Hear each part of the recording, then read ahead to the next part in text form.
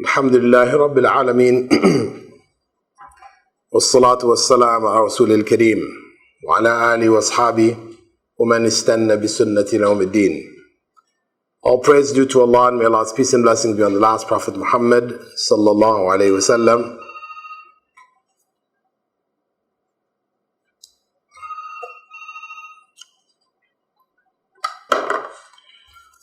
Alhamdulillahi Rabbil Alameen Wassalatu wassalamu ala Rasulil Kareem wa ala alihi wa ashabihi wa man istanna bi sunnati ila yawmiddin. All praise due to Allah, and may Allah's peace and blessings be on the last Prophet Muhammad sallallahu alayhi wa sallam, and on all those who follow the path of righteousness until the last day. In the previous session, we completed the second chapter, and we're now going into chapter number 3. Being an extension from the previous chapter, which addressed the issue of the superiority of Tawheed and what it removes of sins, or the virtue of Tawheed. This is how, it's a question of translation, virtues of Tawheed and the sins that it removes. So this is an extension when we speak about whoever actualizes Tawheed will enter paradise without giving an account. This is the heading. What it's saying basically is that the realization of Tawheed, where Tawheed is implemented, the ultimate benefit from it is that the one who is able to realize Tawheed will enter paradise without giving account. In chapter 2, we talked about people entering paradise. That was the ultimate, benefit. Sins are removed, it means you're going to paradise. But you may go to paradise after some time in hell, etc., etc. But for those who would go without giving any account, they represent a special group. And this is what the author is alluding to. And in this chapter, he discusses basically the qualities that he feels or he sees are the necessary qualities for entering paradise without giving account. Right? So he brings 2 verses from the Quran, and then he brings a hadith which speaks about those who enter paradise without giving account. And of course, the Prophet ﷺ, he has identified specific characteristics, and they overlap these characteristics which the author brings in the chapter. So, if we look at the first verse, Inna Ibrahim kana ummatan qanitan lillahi hanifan wa lam yaku min al-mushrikeen. Indeed, Abraham was a leader, devoutly obedient to Allah, unswervingly true in faith, and he was not of those who ascribed partners to Allah. And he was not of those who ascribed partners to Allah. In this, there are characteristics of Prophet Abraham, obviously, being among the prophets, would enter paradise without account. The prophets are not called to account on the Day of Judgment. Allah has chosen them, so they are among those who are guaranteed paradise, right? So, Prophet Abraham had certain qualities, and which Allah mentions here, in the verse. And the author feels that these qualities are among those which would give a person paradise without account. The first is that he was a leader, right? Or in some translations we have, he was a model, right? Ummah. Inna Ibrahim kana ummah. Ummah we know normally means nation, right? The Ummatul Islam, the nation of Islam. The word ummah in the Quran means a leader. It means it's used for time. It's used also to represent a community. This is the normal meaning. And it's also used to represent religion. So it has 4 meanings found in the Quran. If one goes and looks at the mention of ummah, you go to the Mu'jam al-Mufahras, or one of the Quran discs, which can search for you. You go and look at the use of ummah, you find that it has these basic four meanings. So the first characteristic is that he was a leader, right? He was a leader in the sense that he was alone in his time. Ibn Abbas explained that he was called that because he was the only believer in his time. Right? He stood out, he stood firm in spite of the nations around him being disbelievers, his family, nobody responding to him initially. So this description, it provides a means of encouragement for the believers that Prophet Abraham stood his ground as an individual, even though he was rejected by his people, etc., but he stood his ground. This is a situation where anyone who decides to sincerely practice Islam is going to find himself or herself in. Even in Muslim communities today, right? Because of the fact that Muslim communities in many cases have deviated. So when a person decides that he or she is going to try to follow Islam to the letter, going to follow it meticulously, then they get labeled, they get, identified as extremist, and a variety of different Wahhabi or whatever different titles which will come, as a result. So know that Prophet Abraham, this was one of his unique characteristics. Then Allah describes him as devoutly obedient to Allah. Qanitan lillah. Right? Qanitan, devoutly obedient, in what sense? In that when Allah commanded him to leave his wife and child Ishmael, right, to leave them in the desert, he didn't hesitate. He followed the command. And when Allah later commanded him to sacrifice his son, no hesitation. This is the characteristic, devoutly obedient. He knew that whatever Allah has commanded had to be for the good. It had to be for the good, even though it appeared to be possibly the most painful, hurtful decision that he had to make. But he knew that since it was from Allah, it was for good. There was good to come from it, even though he couldn't see it. And he is described as being unswervingly true in faith, Hanifan, right? This characteristic, that even though he was threatened with being thrown into a fire, he stood his ground. Of course, as Muslims, we are allowed, when your life is threatened, to say whatever the people ask you to say or do whatever they ask you to do, as long as it doesn't involve, harming somebody else to protect yourself. But, we know the story of Ammar ibn Yasir, when his life came on the line and, his master was torturing him to death, then he said the things they asked him to say. He said Muhammad ﷺ was a magician, his gods were Al-Lat, Al-Uzza, and Al-Manat, and so on and so forth. And the Prophet ﷺ approved his action. Though his father and mother first, then father, died for their faith. His mother was the first martyr in Islam, right? Sumayya. She was tortured to death. And then his father, Yasir, also tortured to death. They refused to give up their faith. Right? So, though that is the higher level, we are allowed the other level. Prophet Abraham stood his ground. He was being thrown into a fire.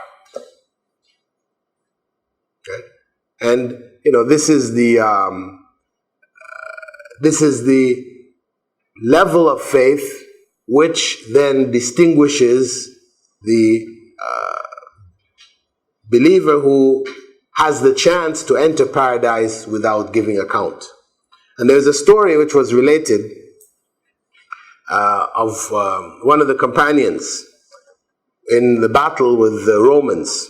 Right? This is after the time of the Prophet ﷺ. And he was captured along with a number of other Muslim fighters. And the Roman general, realized that this man was special among them because of how the rest of the Muslim fighters, mujahideen, looked at him, how they respect him, the honor that they gave him. Right? So he investigated, found out, okay, this was one of the companions of the Prophet. This is what gave him that special status. So he then realized that it was very good, it would be very useful if he was able to turn him, to get him to come over to his side. Right? So he told his people to take him out of the group and bring him to him. So he brought him to him, and he offered him, freedom, because they're prisoners of war and they were going to be killed. So he told him he'd spare his life if he would convert to Christianity and join him. Of course, he said, there's no way. So then he thought, and said, sparing your life in this sense, maybe not a big issue, what about if I offer you a position, you become a Christian, right? Then I'll give you a position, I'll give you wealth, and you can be in my entourage, etc., etc. He refused. So he said, okay, sent him back, and he took the prisoners one at a time. He made this big cauldron of oil, and he took the Muslim prisoners and threw them in, one after another, burning to death in front of the Sahabi's eyes, seeing it happen. And when his turn came, and they were going to lead him to the cauldron, he saw tears in his eyes,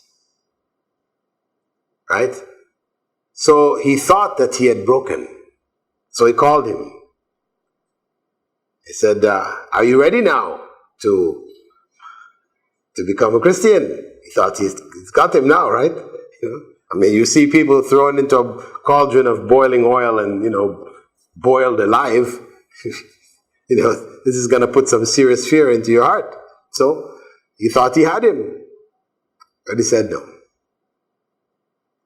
So he said, he cursed him and said, so what are you crying about? What is the tears in your eyes? He said that I was wishing that I had as many lives to give, as hair on my head, to do this again and again for the sake of Allah. The ruler was just, aghast. What is this? What kind of person is this?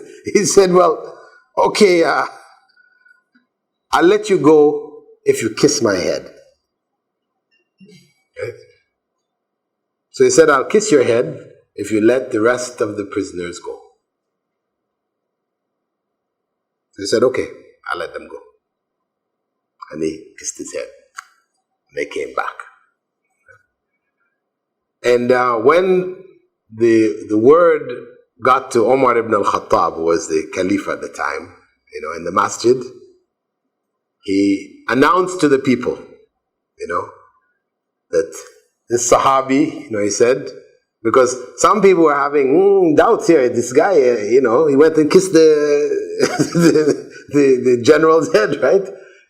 So he said, he announced before them, he said, let me be the first to kiss his head.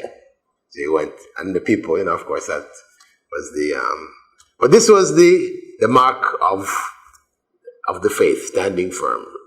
He could have come out of it in so many different ways, and even when he had the chance to come out, still he made a condition that the other Muslims, so he felt that even this act that I'm doing is something which may not be pleasing to Allah, right, you see?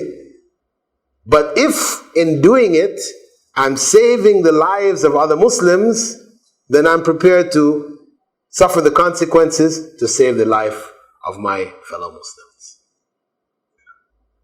So this is the firmness, of faith, like that of Prophet Abraham, that Allah is praising here, which the author feels would bring a person into that special category of those who would enter paradise without having to give account. And save the questions. And the other point to note when we look at these types of verses here is that when Allah praises His creatures, prophets, righteous individuals of the past or whatever, when Allah praises them, He does so for a purpose. Their story, what has taken place, has some message that He wants to convey. And this is why Allah said in Surah Yusuf, لَقَدْ كَانَ فِي قَصَصِهِمْ عِبْرَةٌ لِأُولِي الْأَلْبَابِ. There is a lesson in their stories for those who reflect. There is a lesson in their stories for those who reflect. The stories of the Quran, they have a purpose. They're not entertainment, though they might be entertaining. The goal really is the lesson that is in them. And that is why the stories, when you compare the stories of the Quran with similar stories, for example, in the Bible, story of Prophet Yusuf, it occupies many pages, 100 pages, like a book. In the Quran, it's 10 pages, right? So short, so brief.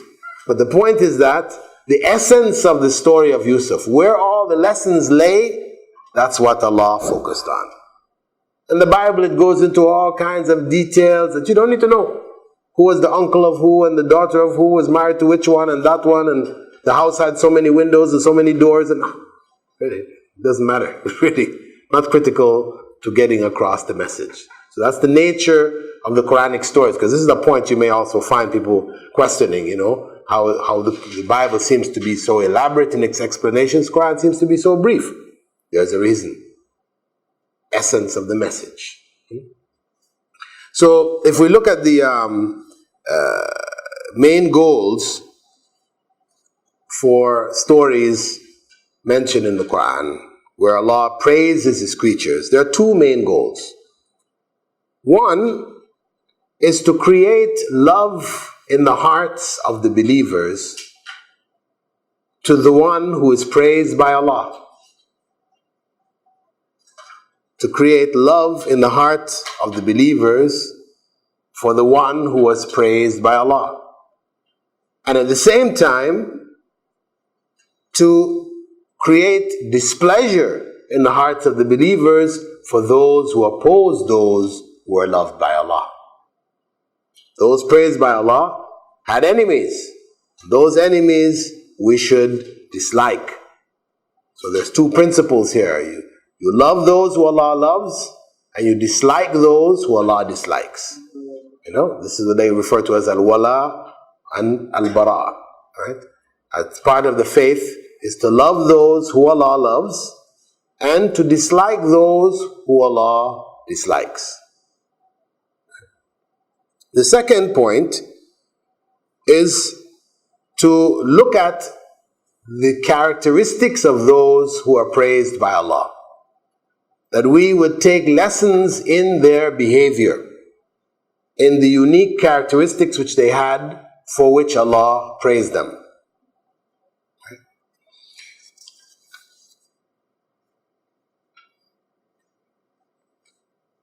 Now, if we go on to the second verse mentioned, the second verse, it depends on the text. Some bring it very short, some bring it longer. In this version of it, it's brought only in the short form. وَالَّذِينَ هُمْ بِرَبِّهِمْ لَا يُشْرِكُونَ. And those who ascribe not anything in worship as partners with their Lord. But in some texts it is longer. It brings, in fact, verse 57 to 60. Right? This brings only verse 59. إِنَّ الَّذِينَ هُمْ مِنْ خَشْيَةِ رَبِّهِمْ مُشْفِقُونَ وَالَّذِينَ هُمْ بِآيَاتِ رَبِّهِمْ يُؤْمِنُونَ وَالَّذِينَ هُمْ بِرَبِّهِمْ لَا يُشْرِكُونَ وَالَّذِينَ يُؤْتُونَ مَا آتَوْا وَقُلُوبُهُمْ وَجِلَةٌ أَنَّهُمْ إِلَىٰ رَبِّهِمْ رَاجِعُونَ. And those who are in awe of their Lord, and those who believe in the signs of their Lord, and those who do not ascribe partners to their Lord, and those whose hearts quiver when they give because they will return to their Lord. So again, unique characteristics of those who the author feels would be among those who would enter paradise without having to give account. These are the unique characteristics. One, fear of Allah. Fear, which means both fear of His punishment for sins which we commit, as well as fear of His displeasure for deeds which are not done. Both aspects. When we talk about the fear of God, one should have the fear of God. You know, in the West or in other societies, people say, well, no, we should love God. Don't fear Him. Because they think of fear only from the perspective of fear of harm. Like you fear a lion. You see a lion, fear comes into your heart. Well, no, this is not the kind of fear that when we're talking about fearing Allah. It's not that kind of fear. It is a fear, on one hand, it is for the punishment, you know, that ultimately will come. But it's, of course, believing in something unseen. In the case of the lion, you see the lion, this is something real. The harm that you fear is, this is, you don't have any means of protecting yourself. This is real fear, okay? Whereas in the case of Allah subhanahu wa ta'ala, He is unseen. We can't see Him. So we fear the punishment which we believe in, which would be a consequence of our sins. Which should help us to avoid sins. And on the other hand, it is also fear of His displeasure for the righteous things that we haven't done, that we should do.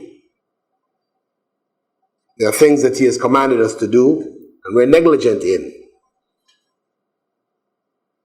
We delay our prayers, we don't pray on time, don't pray in the masjid, whatever, these are things which you have been instructed to do, but we become negligent. We should have some fear about the consequence of not fulfilling also what Allah has commanded us to do.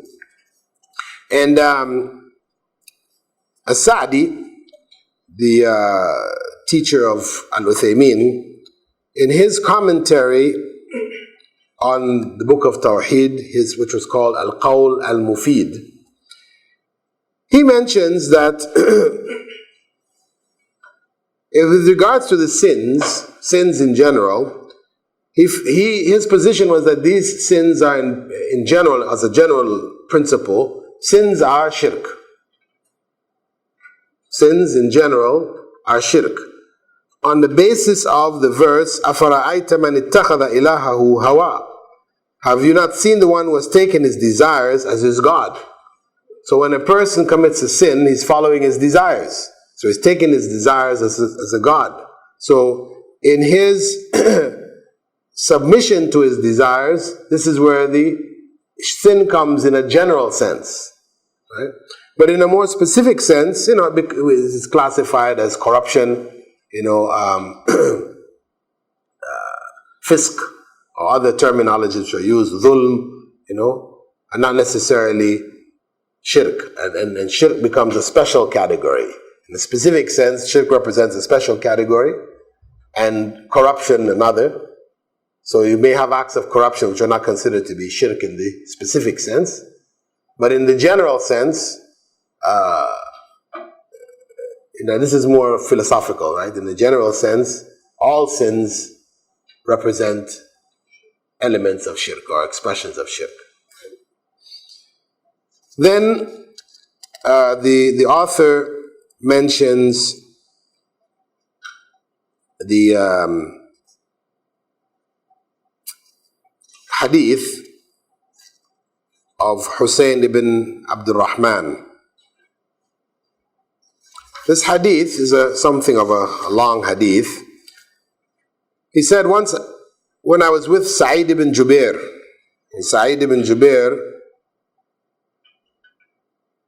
and Hussein were hadith narrators from among the companions.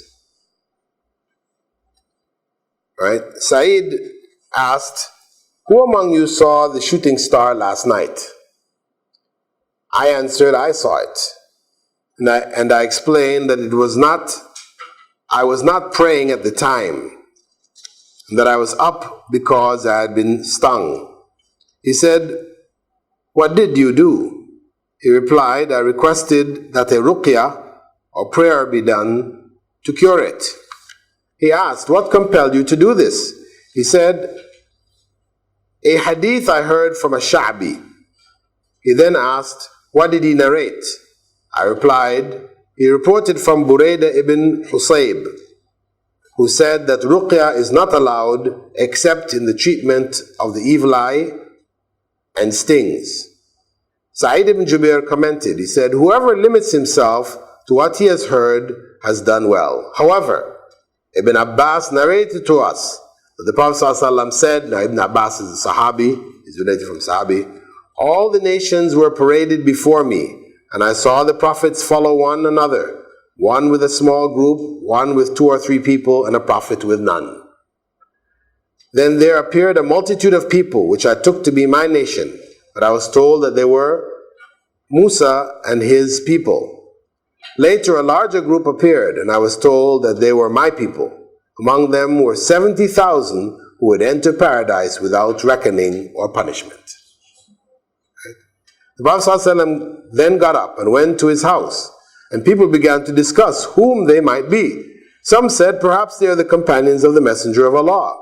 Others said, maybe they are those who were born in Islam and therefore had never ascribed any partner with Allah. The Prophet ﷺ came out and asked them what they were discussing. When they told him, he informed them,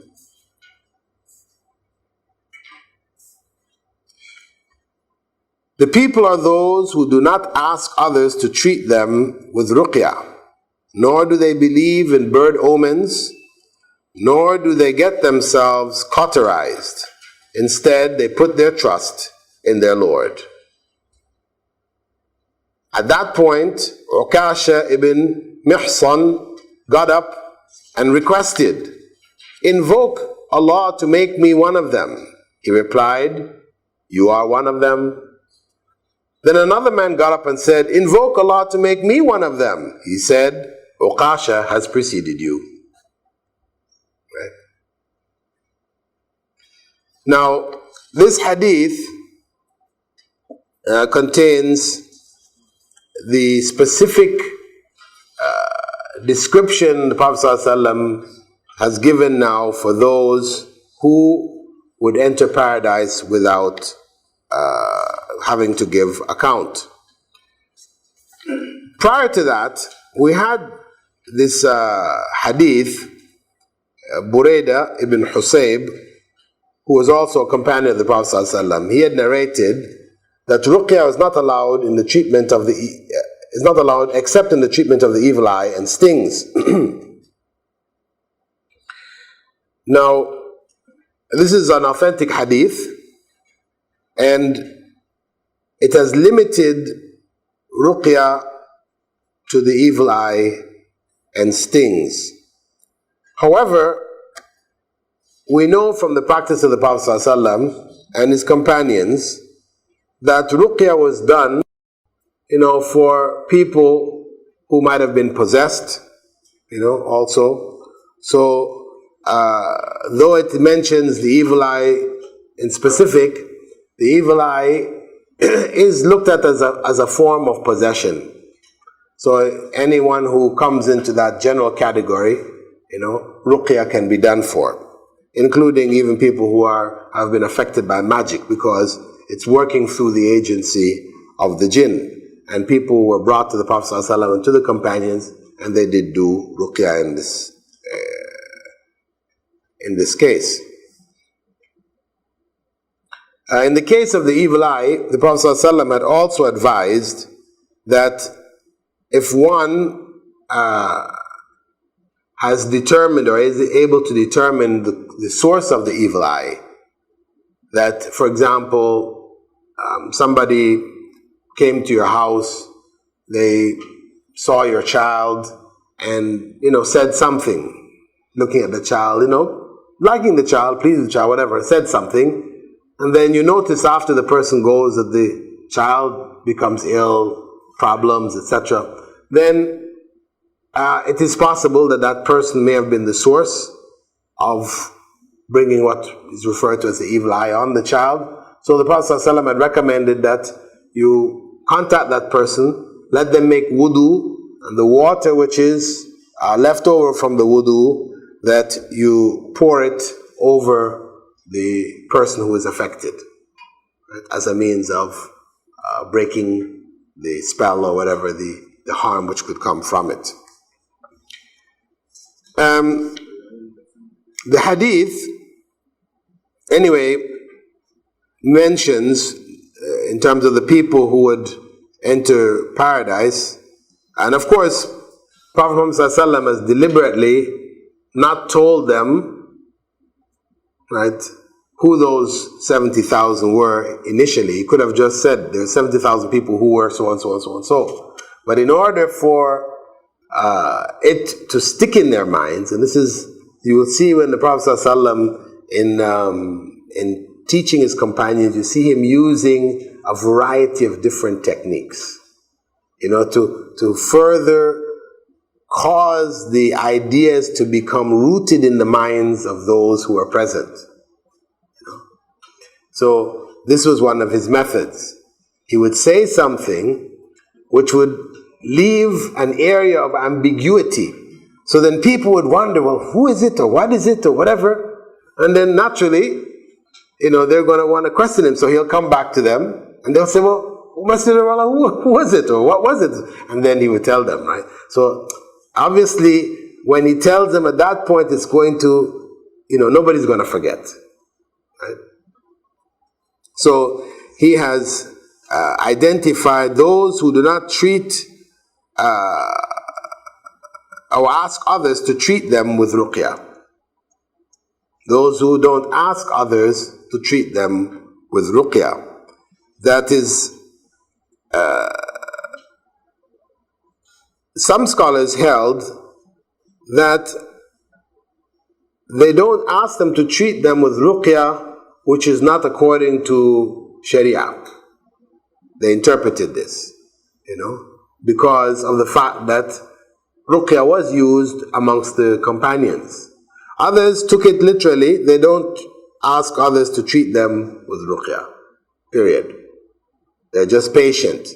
It is not that you're not allowed to, but that you just don't seek it. You're patient with whatever Allah has put on you, right?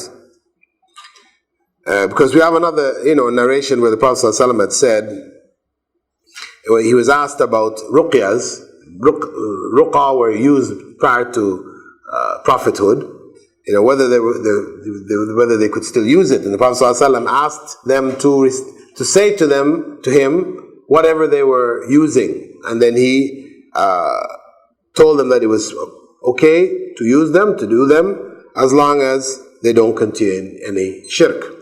Right? And we also have another narration in which the Prophet ﷺ, had said regarding a companion who had treated somebody else with ruqya, whoever is competent among you to benefit his brother should do so. So it was approval and encouragement to do it. But again, others say, well, look, this hadith is saying not that you can't do it, but you shouldn't seek it yourself. You may do it for others ask you, okay. And if somebody just does it, somebody sees you ill or whatever, they come and they do it, then it's okay. But it's just that you're not seeking it from others. So it becomes something of an issue of trusting in Allah and not seeking the help of His creation.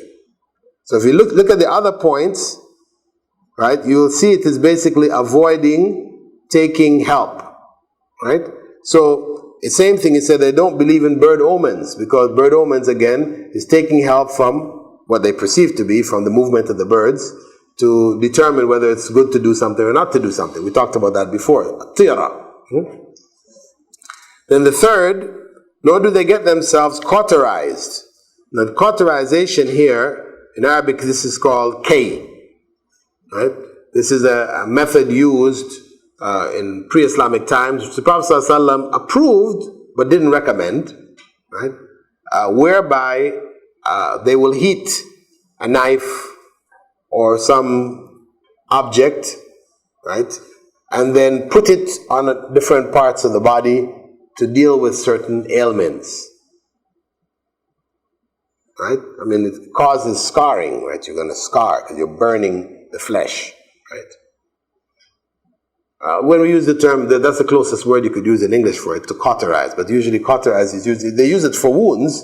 You may have a wound, as a means of stopping the bleeding, you can cauterize as a means for stopping it, right? So it has a place even in medicine. But they were using it, on people who are into it, are familiar. If you have certain ailments in certain parts of your body, by using this cauterizing or burning certain other parts of your body, it can treat it, Maybe modern science says, hey, what's this? This is just burning yourself, really. It's the same thing they said about acupuncture. That this is just sticking needles in yourself. Later on, they found out, when the Chinese showed on live television somebody having open heart surgery, only, the means of deadening the pain was only using the pins, right? The person's awake, talking whilst they're doing open heart surgery. Then the West had to stop and say, hey, there's got to be something in this. So then they started learning it, and now you have centers in the West. In France, they have some major centers where you learn, acupuncture, right? So the point is that the fact that, maybe Western medicine can't see a definite benefit from it, except in the case of cauterizing wounds, doesn't necessarily mean there isn't any. Anyway, the Prophet ﷺ, he didn't like it. He didn't have it done to himself. He did cupping, but he didn't do kay. But he permitted it for those who chose it. But here he said, those who avoid it, don't ask it, don't seek it. And instead, as he said, they put their trust in their Lord. Instead, they put their trust in their Lord.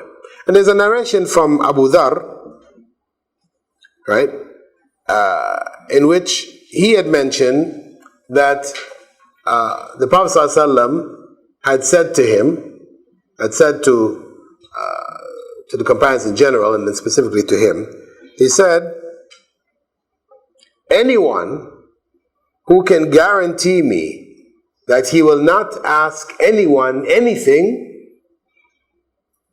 I will guarantee him paradise.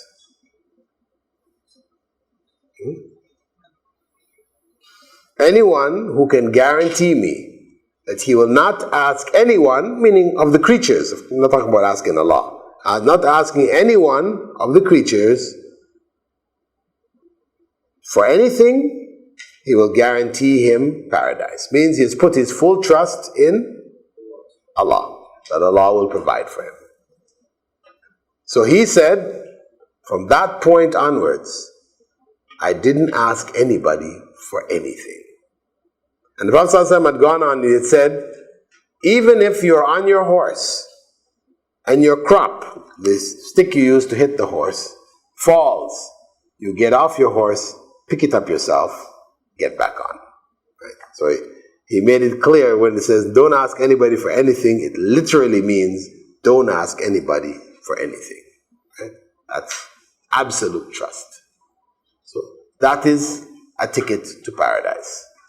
So Allah subhanahu wa ta'ala, Prophet Muhammad sallallahu alaihi wasallam has added that here as the criteria for those people who would enter paradise without any account, right? But he added certain other characteristics. All of these have to do again with asking other people instead of trusting, putting your full trust in Allah subhanahu wa ta'ala. I should mention here also there's a hadith with regards to the cauterizing found in Sahih al-Bukhari. Healing can be found in three things: a gulp of honey, cupping, and cauterizing. However, I forbid my followers from cauterizing. Right?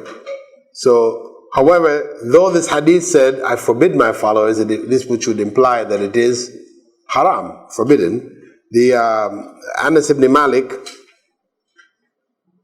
had said, Allah's Messenger allowed one of the families of the Ansar to treat people suffering from poison and ear ailments with ruqya. And I myself cauterized for pleurisy while Allah's Messenger was alive. So from that, you can conclude that when he said he forbade means he strongly discouraged. The fact that Anas ibn Malik, who narrates here that he himself did it, and the Prophet ﷺ knew it and didn't forbid him, meaning that the prohibition found in this hadith in Sahih Bukhari is dislike. Because this is how you determine when you have different hadiths. One seems to say it's forbidden, another one indicates that it's permissible. This is how you bring them together, you harmonize the hadith and be able to extract a ruling from it.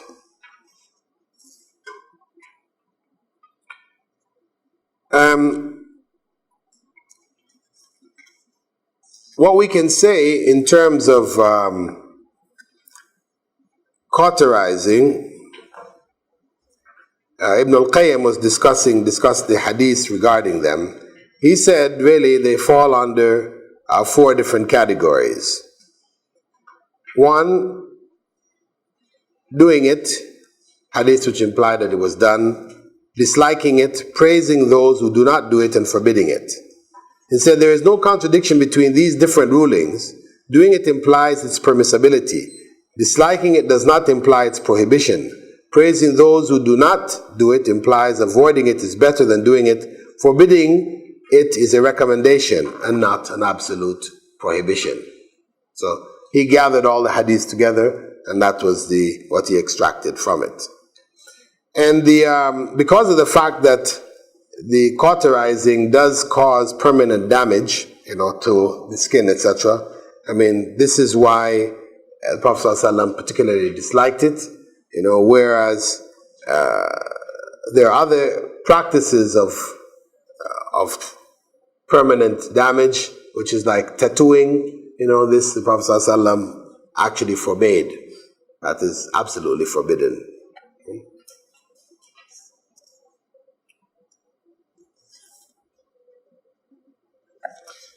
In the end of the hadith, we also have Ukasha, one of the Prophet ﷺ's companions, requesting that the Prophet ﷺ designate him or make a dua for him to be among the people of paradise. And the Prophet ﷺ said, "You are one of them." I mean, obviously, his statement here, this is based on revelation, because Prophet ﷺ cannot decide who is going to paradise and who is not. Alhamdulillah, wassalatu wassalamu ala rasulillah. There is, in the request of Ukasha, a point that can be extracted, and that is that it is permissible to ask the righteous or somebody else who one feels is pious to pray on your behalf. Because some people question whether that's some kind of a shirk or something. You're asking somebody else to pray for you. But this is among the examples which show that it is permissible to ask somebody to pray for you. Who is living? Who can? Obviously, once the person is dead, this is then definitely you're entering now into shirk.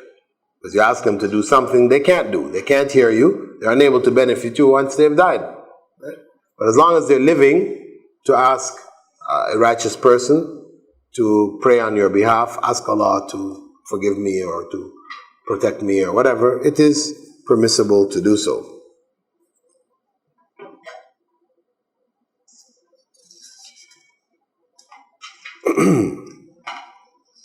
Okay, that completes this chapter.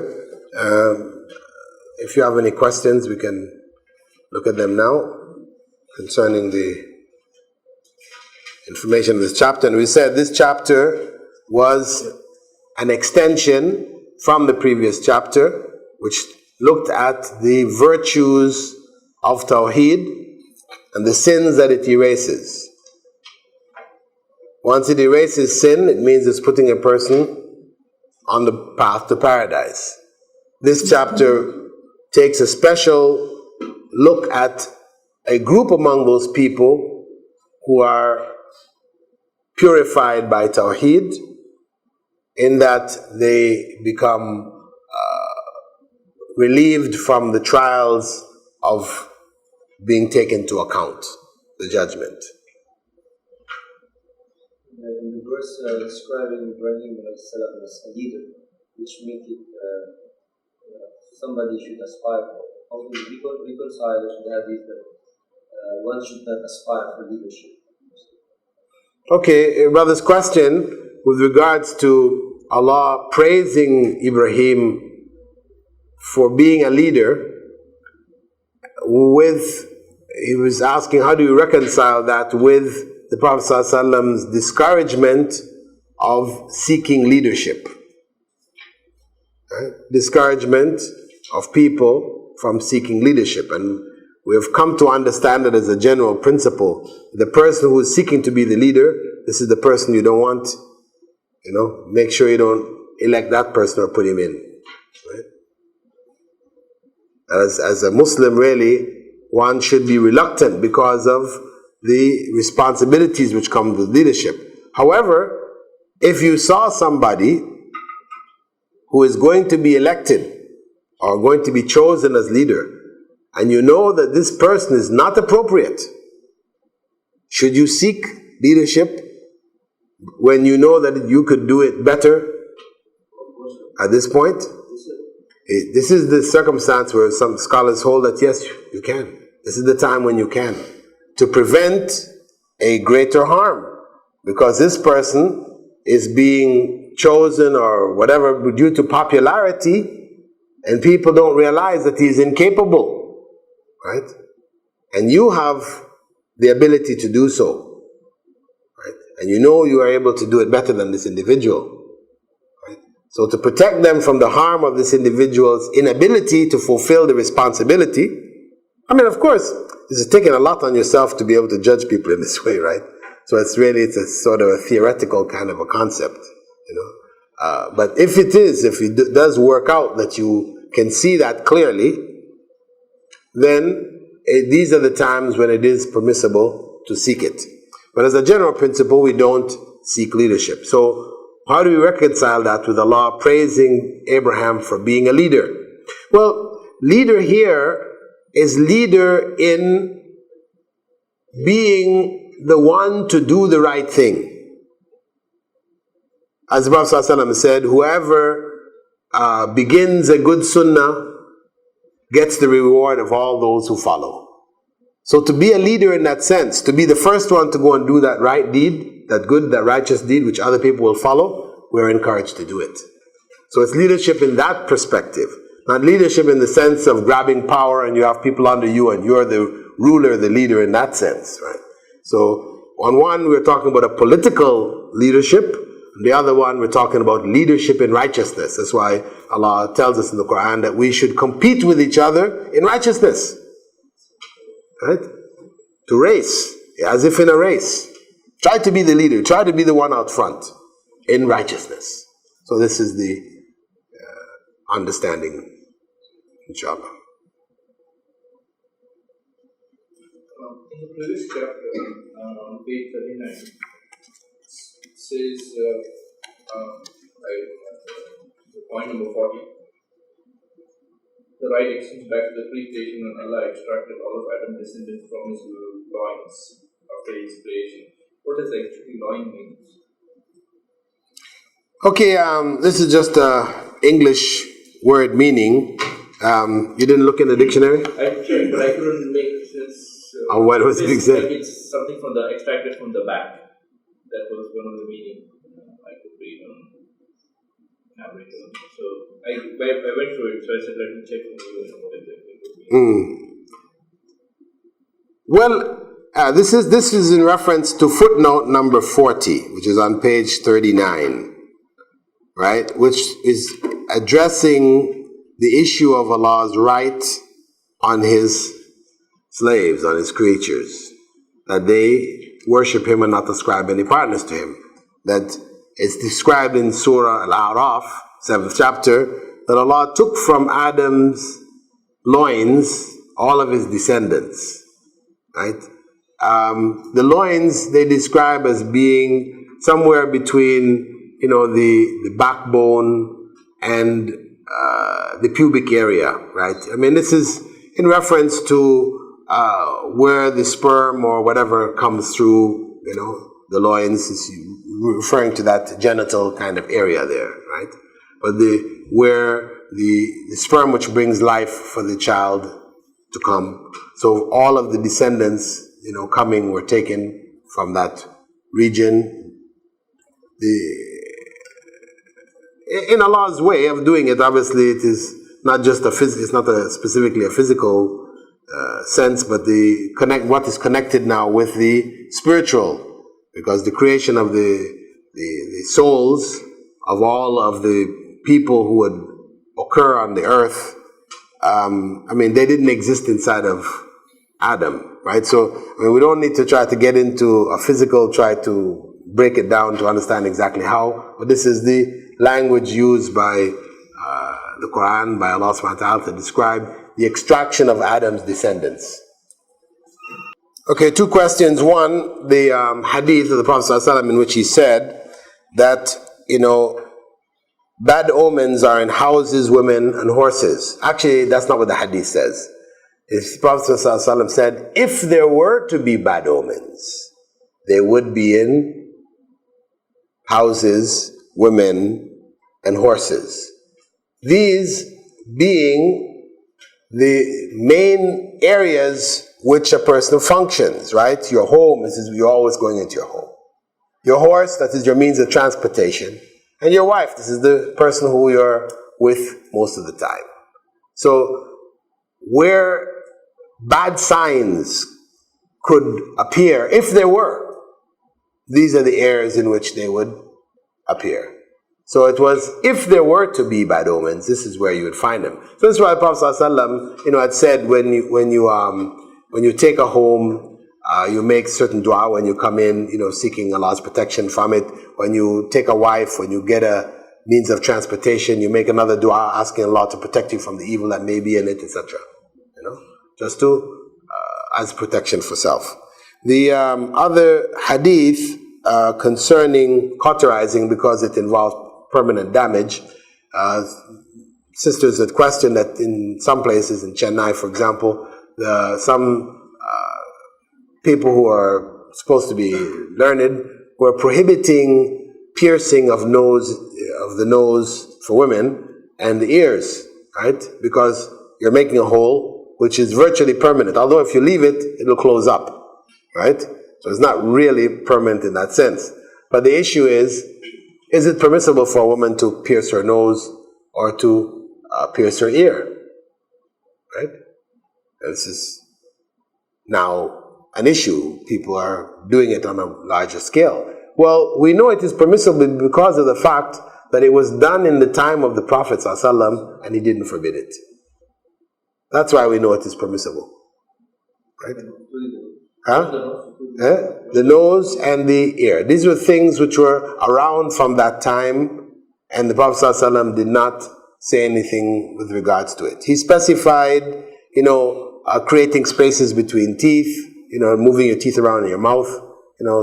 People do it for cosmetic reasons now. We have this where they fit these braces, and they, because you want to have all your teeth even and lined up, and the Hollywood smile, right? So this is what drives people to do this. Now, this in Islam is forbidden if it's done for cosmetic purposes. But if the dentist says, well, listen, your teeth are not aligned properly and it's causing overbite or whatever, so you're wearing down other teeth, so it's going to cause harm to you, okay, for them to move it around to facilitate your eating properly and preserving your teeth, this is legitimate.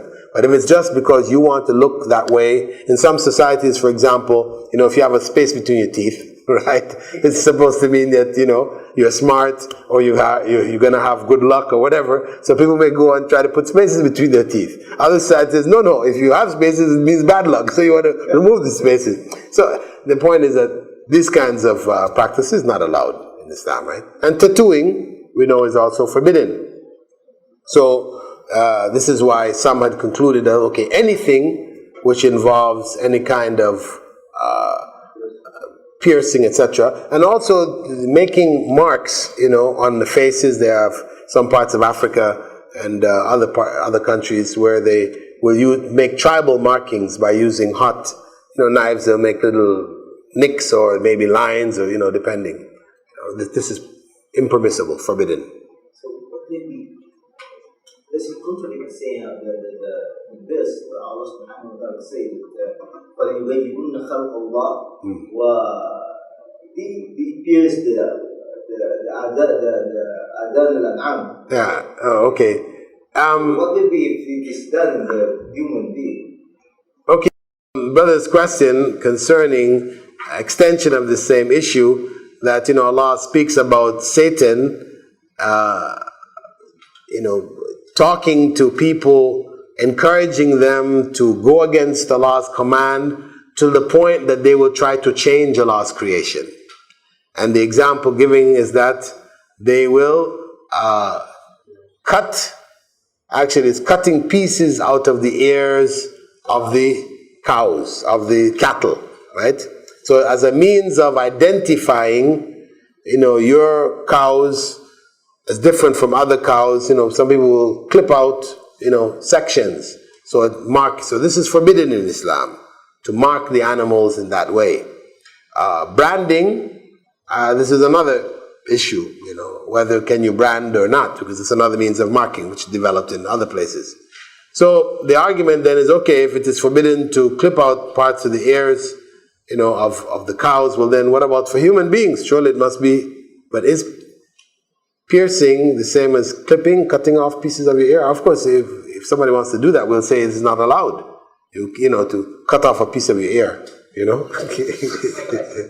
I mean, no, you might find some societies where this is a means of, whatever, But, so we'll say in that case, no. But since piercing of the ears, as we said, did exist in the time of Prophet ﷺ in Medina, it was practiced amongst the women. Arab women did do it, and others. and the Prophet ﷺ did not speak against it, then we look at that as being an exception in this matter. Inshallah, we have to stop now for the salah. سبحانك اللهم وبحمدك نشهد أن لا إله إلا أنت نستغفرك ونتوب إليك.